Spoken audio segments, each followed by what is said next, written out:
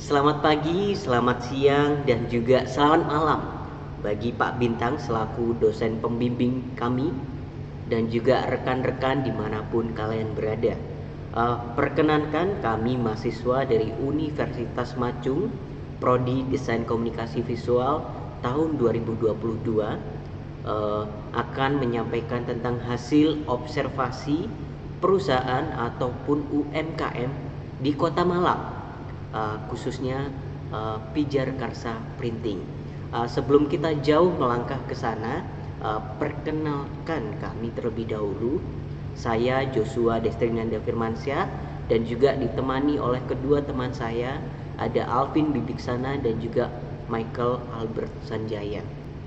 Ya, sedikit deskripsi dari Pijar Karsa. Usaha ini bergerak di bidang produksi dan penjualan pakaian serta jasa konveksi yang melayani berbagai segmen pasar, mulai dari anak-anak, remaja, dan dewasa hingga yang kali ini sangat banyak peminatnya, yaitu instansi sekolah yang mungkin mereka mencari jasa konveksi yang murah ataupun terpercaya, yaitu Pijar Karsa begitu.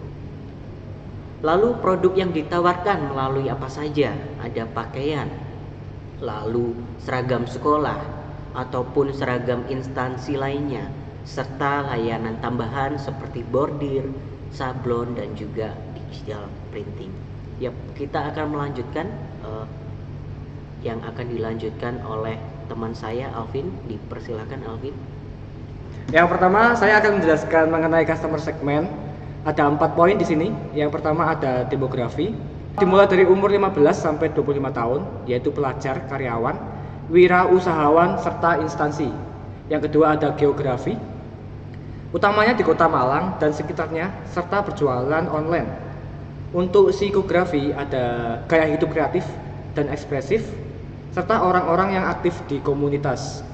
Dan yang terakhir, perilaku konsumen, orang dengan tingkat loyalitas medium ke atas, terutama saat testimoni yang kita dapatkan itu bagus. Untuk value proposition, permasalahan utama yaitu pelanggan bingung memilih vendor karena tidak bisa melihat atau memegang bahannya secara langsung, terutama pemesanan online.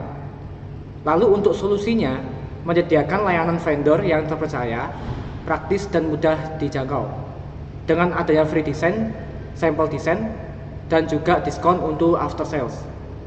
Untuk keunggulannya, toko ini lebih mudah diakses dengan adanya sosial media, mengutamakan kepercayaan pelanggan dengan konsistensi waktu, dan juga menjaga kualitas dan menyesuaikan keinginan klien. Untuk dampaknya, pemesanan akan menjadi lebih praktis, kualitas bahan yang terjaga, dan juga mendapatkan loyalitas yang lebih tinggi. Untuk channel, ada toko offline yang bertujuan untuk pengalaman secara langsung dan loyalitas. Ada platform online yang bertujuan untuk memperluas geografi dalam segmentasi pasar. Lalu ada sosial media yang bertujuan untuk meningkatkan awareness, terutama untuk pasar anak-anak muda sampai dewasa. Lalu juga ada e-katalog yang bertujuan untuk keefisienan customer dalam menentukan pilihan warna. Dan yang terakhir juga ada komunitas yang bertujuan untuk meningkatkan visibilitas dan kredibilitas. Lalu ada sosial media. Sosial media yang digunakan itu ada 3, yaitu akun Instagram, TikTok, dan juga WhatsApp Business. Oke, selanjutnya akan dilanjutkan oleh teman kami. Ya, kembali lagi saya akan menjelaskan tentang customer relationship. Tujuan utama dari UMKM tersebut yaitu mendapatkan loyalitas begitu. Lalu ada relasi yang dibentuk. Yang pertama yaitu ada komunikasi profesional yang tentunya mengedepankan kejelasan informasi yang detail dan juga informatif bagi customer. Lalu ada juga mereka memanfaatkan berbagai media sebagai alat menyampaikan informasi serta pembuatan sampel sebagai alat bantu komunikasi. Lalu juga ada saluran interaksi yang digunakan. Yang pertama yaitu sosial media yang tentunya supaya jangkauannya lebih luas begitu. Lalu juga mereka membuka layanan toko offline. Lalu mereka juga menjaga strategi hubungan antara customer dan tentang kenikmatan customer ataupun kualitas begitu. Ya tentunya mereka akan menjaga kualitas dan juga ketepatan waktu ataupun konsistensi quality control. Yap, selanjutnya saya akan menjelaskan tentang revenue stream. Yang pertama yaitu ada sumber pendapatan. Sumber utama dari UMKM ini yaitu pertama yaitu jasa konveksi, lalu yang kedua tentunya ada penjualan pakaian tanpa proses custom ataupun siap pakai. Lalu ada jasa tambahan tentunya di sini yaitu jasa bordir, yang kedua ada sablon dan juga digital printing. Lalu untuk mendapatkan kenyamanan antara customer dan juga produsen, tentunya mereka juga menyiapkan berbagai metode pembayaran. Yang pertama mereka juga akan membuka jasa pembayaran cash ataupun transfer. Lalu ada sistem penjualan. Mereka melakukan sistem penjualan yaitu pre-order, lalu juga ada online ataupun ready stock yang seperti sudah saya sampaikan. Ya, online-nya ini ternyata mereka memiliki banyak platform juga yang tentunya belum bisa kami sampaikan di sini. Yang pertama ada Shopee dan juga ada Tokopedia yang memang mengedepankan kemudahan bagi customer untuk memesan ataupun membeli produk tersebut. Lalu proses pemesanan bagi customer, proses pemesanan yang mereka lewati itu apa saja sih?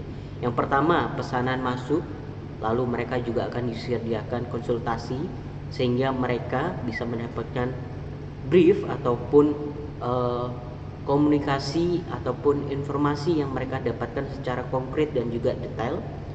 Lalu mereka akan melakukan konfirmasi hasil terhadap customer sehingga customer ini bisa dipastikan memang apa yang mereka inginkan benar-benar tercapai begitu.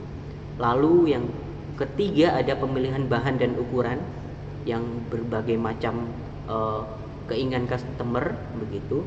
Lalu ada negosiasi harga, pembayaran DP, lalu akan dilanjutkan oleh proses produksi.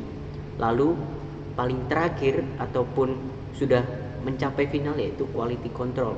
Mereka akan mengecek apakah pesanan ataupun keinginan customer ini benar-benar tercapai atau tidak ada miss begitu. Lalu yang terakhir paling ya customer itu bisa mengambil ataupun produsen itu bisa menyerahkan ke customer begitu. Lalu untuk presentasi selanjutnya akan dilanjutkan oleh kawan saya Michael. Bisa dipersilakan Michael. Kali ini saya akan membahas tentang key resources, key partnership, key activities, dan cost structure. Nah, di sini ada apa aja untuk produk ini? Ada bahan pembuat baju, alat produksi, penjahit, desainer, tenaga produksi lainnya, sosial media, brand, katalog, modal usaha, dan kas. Lalu untuk key activities ada apa aja?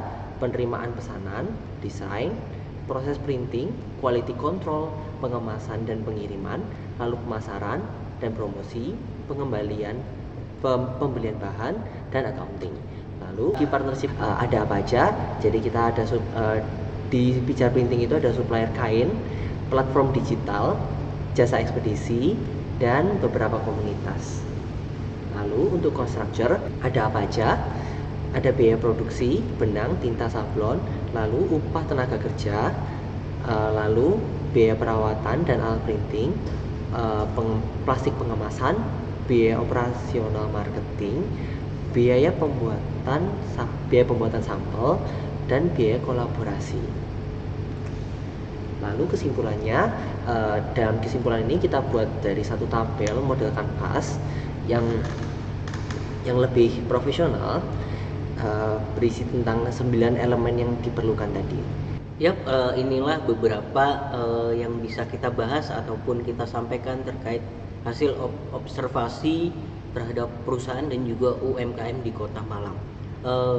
Saya Joshua dan Alvin dan juga Michael pamit undur diri. Terima kasih.